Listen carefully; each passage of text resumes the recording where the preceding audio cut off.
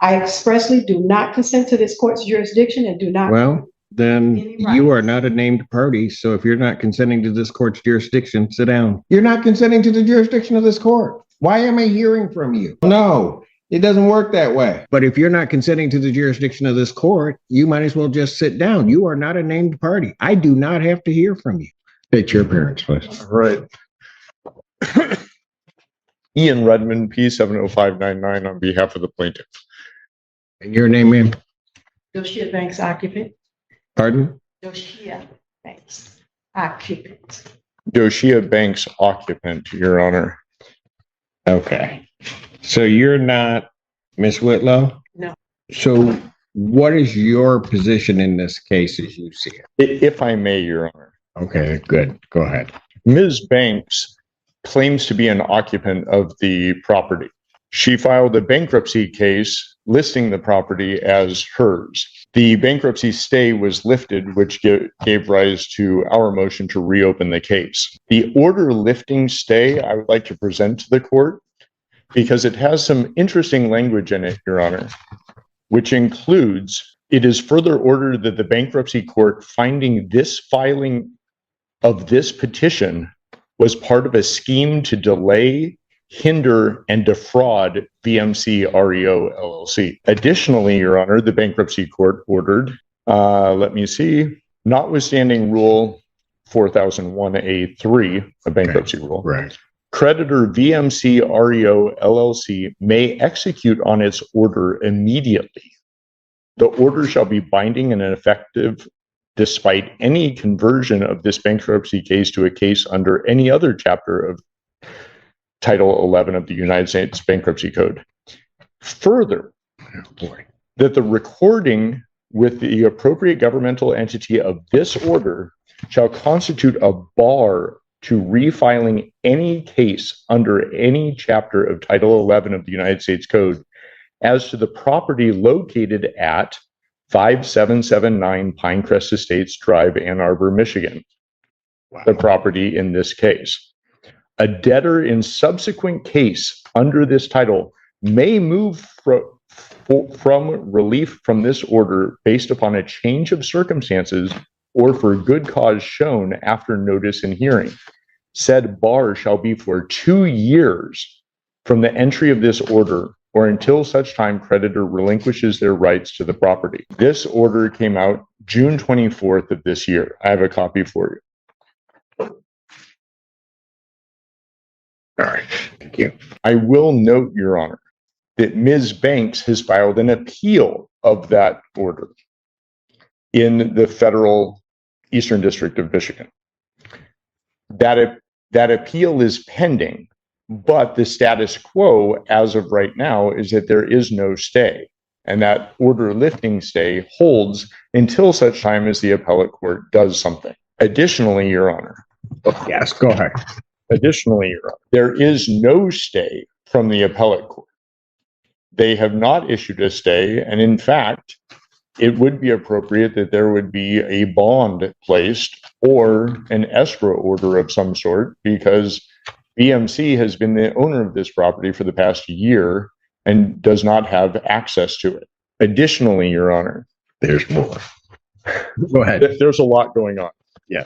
Additionally, Your Honor, Ms. Whitlow, who, as far as I know, actually exists, but I don't have any evidence to that effect, has not appeared in any hearings in this court, did not appear for her deposition that she was noticed for in the federal case, and in a federal case, the federal court issued a show cause order to Ms. Whitlow that she had to present certain documents from this court, which she failed to do. Her deadline to do so was, I believe, July 3rd. Let me confirm that. Oh no, July 10th. And she did not supply any of those documents. I can present that show cause order if you would like. I don't know that I need that, because okay. I'm not. The reason that I mention all of this, Your Honor, go ahead, is that this is $1 million house in Ann Arbor that Ms. Whitlow purchased with a mortgage and less than a year later defaulted. The foreclosure went through, the sale occurred, The redemption period expired and we came forward to evict. Since then, there have been multiple bankruptcies. Ms. Whitlow filed 2 different bankruptcy cases. A young man who apparently lives in Arizona filed a bankruptcy case and listed this property as his residence. Ms. Banks has filed a bankruptcy case and listed the property as her residence. It should also be noted that Ms. Banks was a bankruptcy preparer and has been forbidden from the bankruptcy court from preparing bankruptcies for anyone other than herself. The order lifting the automatic stay talks about that scheme of fraud. I list all of these things to show that the scheme continues. And that's why we would like to reopen this case, because there is no stay in place. We would like to move forward with an immediate eviction, at most an 11-day vacate. And if for some reason that would not be amenable to the court, bond. On $1 million property, I think it would be reasonable that $10,000 a month rent would be reasonable. All right. Thank you. Ma'am, Yes, Your Honor? what do you want to tell the court? Well, just for 60 seconds, and then I wrote something up because I am nervous, quite nervous.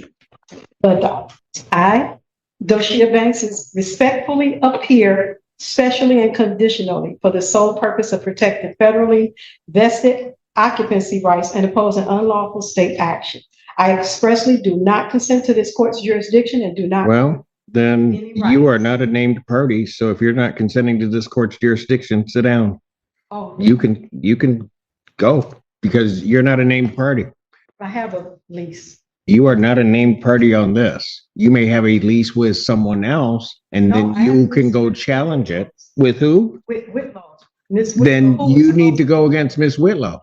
Pardon me? Then you may need to go against Miss Whitlow. But if you're not consenting to the jurisdiction of this court, you might as well just sit down. You are not a named party. I do not have to hear from you. Oh, I see. So I need to. I don't know what you need to do, but Well, let me respond. to what? You're not consenting to the jurisdiction of this court. Why am I hearing from you? I'm recanting You're recanting what? what I just stated. Which part? The part that I stated that I'm not, I lost my spot, not consenting to this court's jurisdiction. So I'm going to recant that So you are consenting to this court's jurisdiction? at this moment. Oh, Well, no, it doesn't work that way. You don't get to say, well, now it's okay, and then not later say no. okay.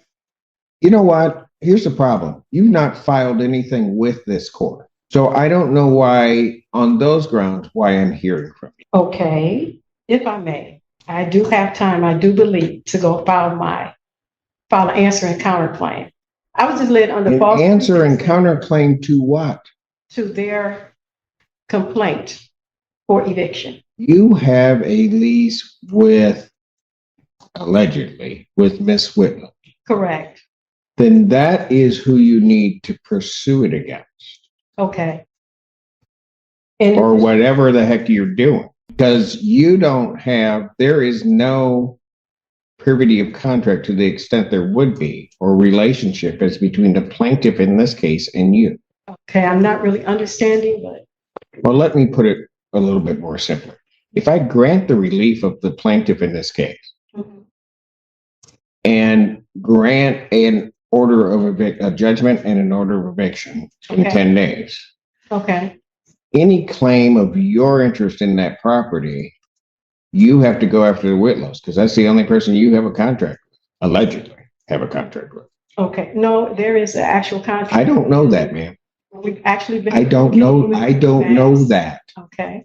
I know you don't know that 'cause it's not before you. Correct. I see. I see. So basically the notice of removal that the Whitlows did, They are not here. I don't know. I have documents that are not, that they filed with this court that are not signed. So I don't have to accept them. She has not appeared before this court, or they have not appeared before this court. And so as far as I'm concerned, any relief they're requesting, I can, and as of right, ought deny, and it should be denied also on the merits of whatever their motion is. But I can deny it because they're not here. Okay. Again, stating to me, I want to make sure I'm clear that my issue is with the Whitlows, not with VMC. Ma'am, I am not giving you legal advice. No, I You're don't. telling me that you have a contract. I do not know that you have a contract, but if you wish to enforce that contract, that's who you're going to have the issue with. You're not going to have the issue with the plaintiff in this case because they have right to own the property. All right, Your Honor, I will speak with the Whitlows that I have finally got an understanding of everything. And I will speak with plaintiff's attorney as well and continue to communicate with Remax, who has came by the house several times. All right. Based upon the representation of counsel, I'm going to grant their motion to reopen this case. I'm going to issue a judgment in the plaintiff's favor for possession with a writ to issue 10 days of my signing. Should the matter be appealed, also contained in that judgment in order, the appeal bond I would set at this time at a rental rate or a rate, and I have looked at the property which is involved in this matter, and it is a significant property. I don't think the $10,000 a month quite does it based upon my calculations. So any appeal bond would be set in the amount of $15,000 per month that would need to be paid to maintain the appeal. Thank you, Your Honor. All right. I will prepare that and present it to you this morning. Thank you. May I say something? Our lease payments was not that high at all. I'm not sure what her mortgage payments were. That was not our amount we paid. Then I'll tell you what, if the Whitlows wish to come and object to my order of $15,000 as an appropriate bond, they may do so. I do not believe that you have standing to object to the court's order. Thank you. Thank you, Your Honor. Thank you. Take that. I know, and you didn't write anything. We'll await. I did. Oh, No. no, I don't think so.